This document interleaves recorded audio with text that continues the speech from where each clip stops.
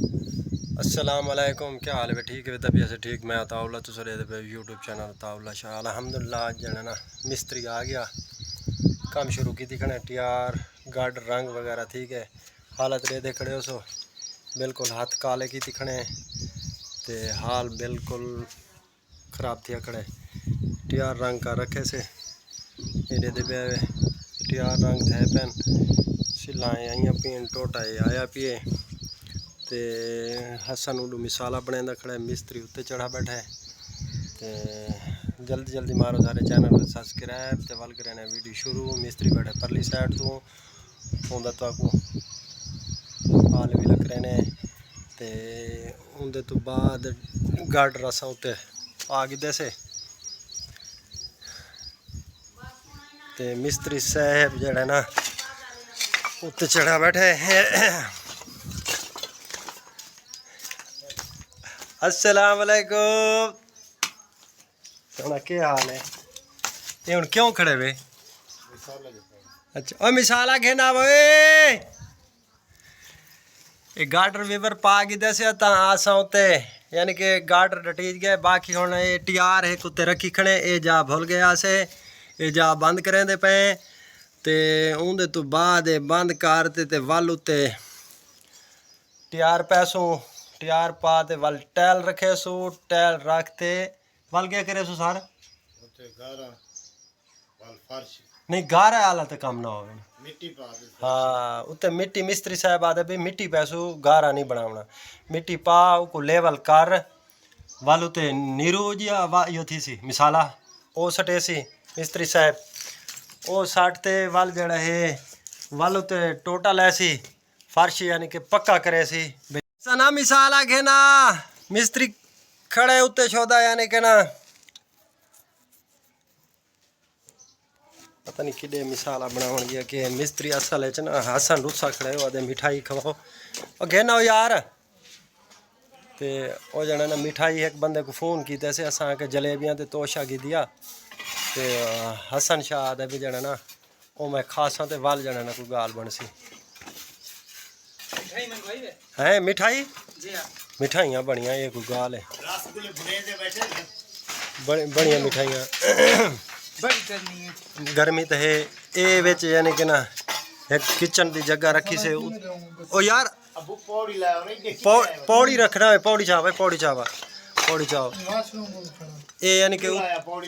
इतने उत्ते ओपन थी कि तले यानी कि ना किचन जी बन वैसी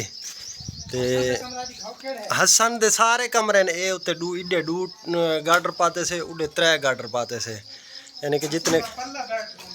हसन दे सारे तेरे बेडरूम हैं साढ़े क्या बेडरूम हैं जे बोले हे तेरी जा सारी की जाए असा तो सिर्फ बनवा ते देने पे तय को ख्याल कर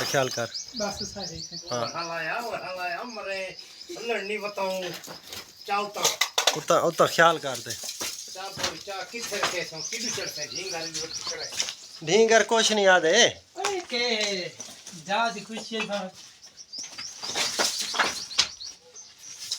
चल लाया भाई मिसाला लाया प्राण मिसाला लाया ये कमरे जड़े कमरे दे विच खड़े ये हसन शाह दा कमरा ओ जड़ा किचन जड़ा है वो तो साझा थी यार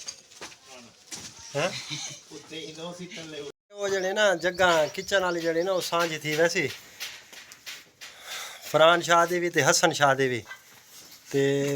तक पता है जगह ढेसर दी है कमरा है नाल किचन है वाल नाल बिया यानी कि छोटा किचन है वाल कमरा है वाला गु बरामदा है जगह तो ढेसर दी है ना ते जगह तो हाँ ते जगह तो ढेसर दी हाल ही तो ये ना ख्याल कर टीआर उत्ते ना चढ़ यार ते हाल ही तो शुरुआत है हाल ही तो बनते टाइम लग सी कोई इवें हाली आस्ता आस्ता जी में फाइनल थींदा यानी कि ना वाली करेंदे आसूं ते ये कूलर पानी दा भर रखे थे ठंडा भी मिस्त्री को यानी कि मिस्त्री को हुणे चाह पिलाई से ते बस हुणे जड़ा ना जगह वो पूरी करेंदे पैन जगह पूरी कर गए ने उहदे तो बाद वल तैयार पैने तैयार पा ते वल उते यानी कि ना आदे टैल पैसों छोटी टैल यानी कि क्या रखड़ा मिस्त्री साहब